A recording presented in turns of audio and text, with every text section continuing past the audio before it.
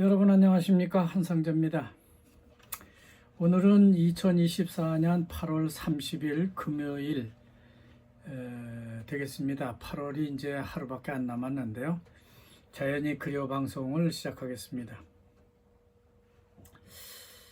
한 나라의 국력이라는 것은 그 나라의 인구에 의해서 결정된다고 합니다.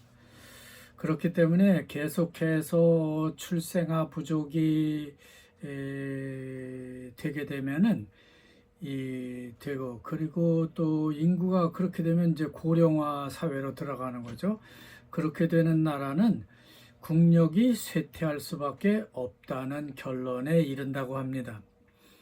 그런 점에서 어제 윤석열 대통령도 기자회견에서 밝혔듯이 한국을 비롯한 동아시아 국가들의 경우 인구학적 위기에 직면하고 있는 것이 되겠습니다. 특히 대한민국은 계속해서 출산율이 하락하고 있는 추세입니다. 지난해 한국의 출산율은요, 최저 수준이라고 할 수 있는 2.1명에 한참 못 미치는 0.73명에 그치고 말았습니다.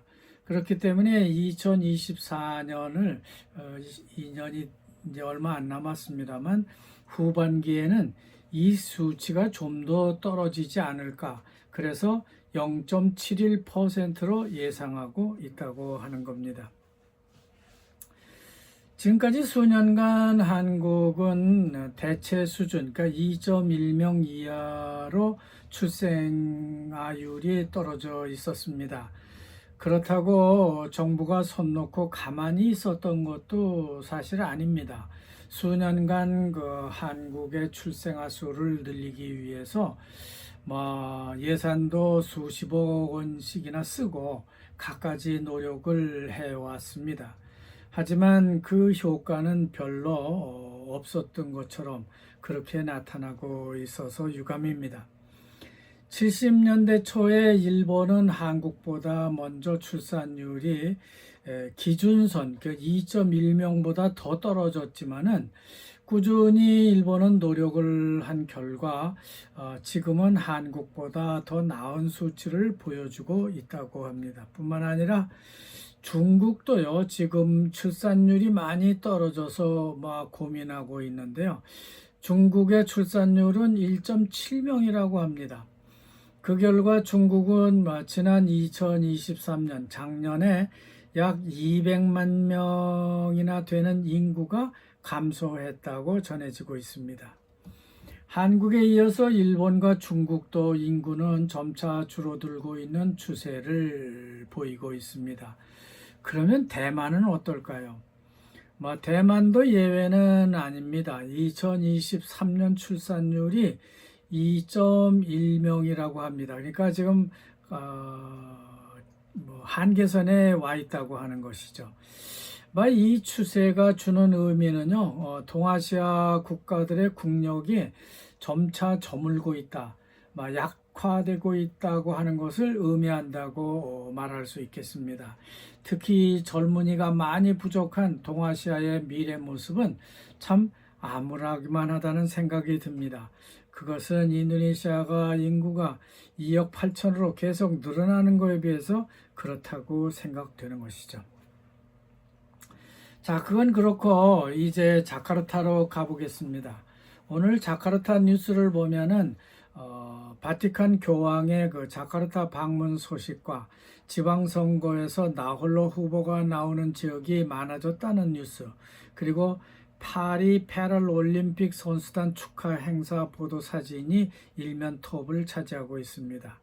저는 개인적으로 교황이 자카르타에 와서 내고 있는 메시지에 대해서 크게 의미를 갖지 못한다고 생각합니다. 그냥 형식적으로 발표하는 것이 아닌가 하는 그런 생각이 든다고 하는 것이죠.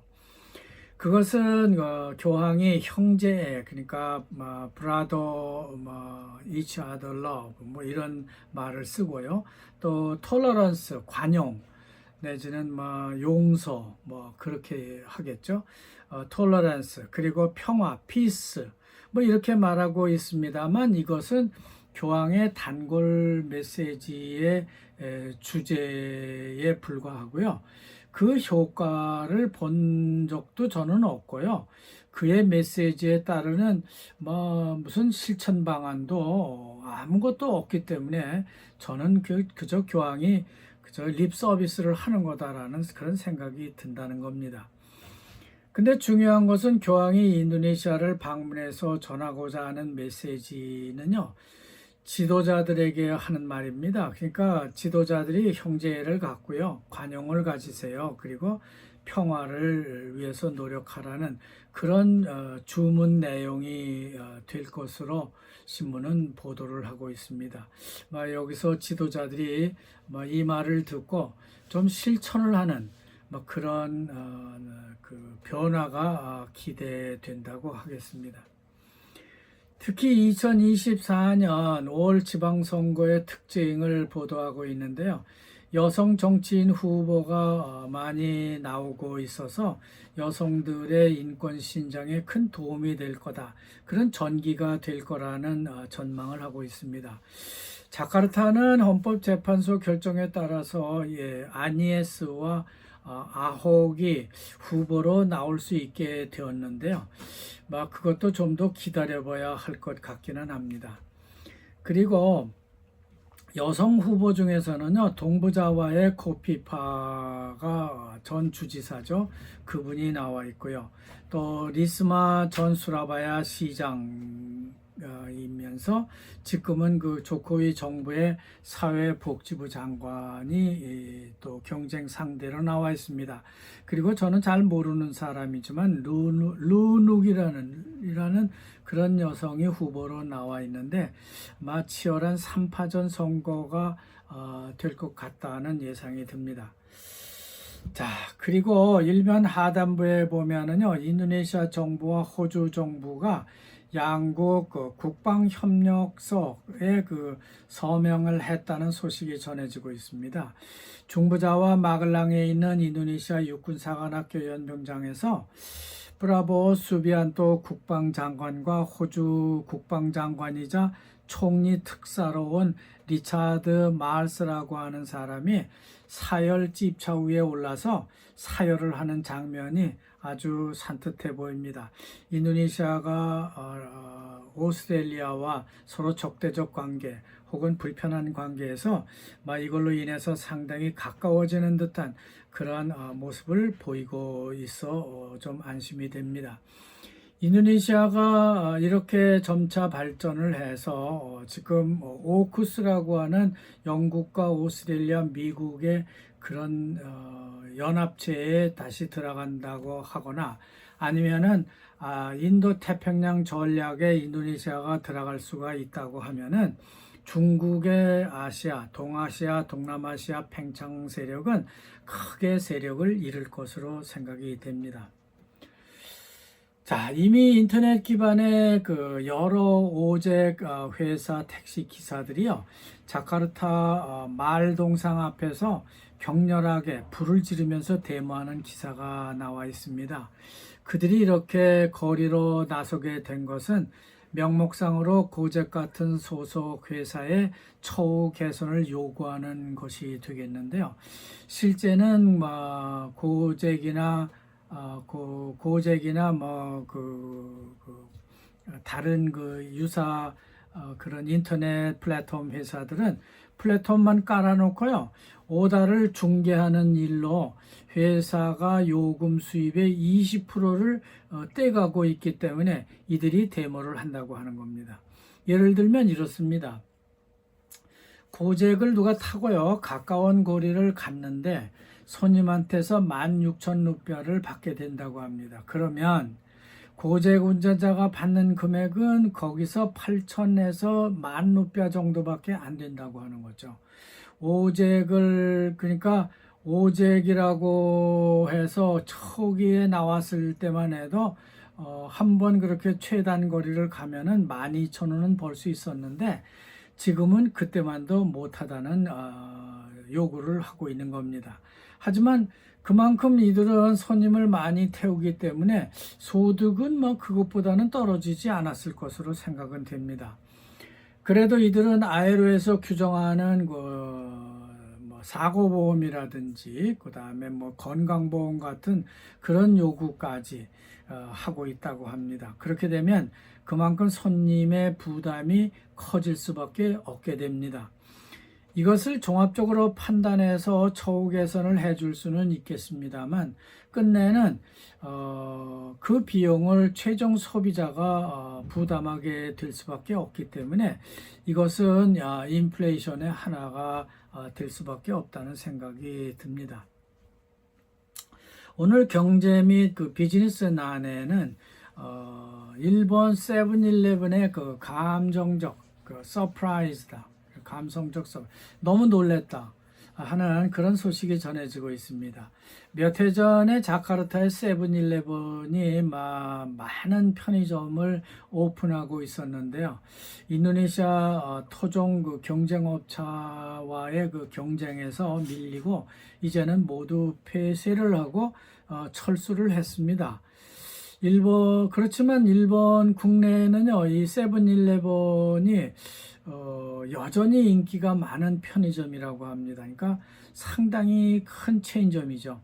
그런데 캐나다의 다국적 편의점 그룹이요, 이렇게 일본에서 큰 지점을 갖고 있는 일본 기업을 인수한다고 하니까 도무지 일본 사람들의 체면이 말이 아닌 거라는 것입니다. 일본이 그렇게 반응하는 것도 무리는 아니라고 생각됩니다. 세븐일레븐은 세계 20개국에 무려 8만 5천 개 정도의 매장을 보유하고 있는데 맥도날드나 스타벅스보다도 더 많은 매장을 가진 세계 최대의 네트워크 편의점이기 때문에 일본 사람들이 감정적으로 너무 놀랬다는 그런 생각을 하고 있는 겁니다. 특히 일본에만 2만 개 이상의 편의점이 있다고 해요. 그런 큰 회사가 캐나다에 인수되다니 이게 도무지 일본 사람들로서는 믿어지지 않는다고 하는 겁니다. 외신을 보면요, 오늘도 역시 이스라엘과 팔레스타인의 뉴스를 빼먹지 않고 전해주고 있습니다.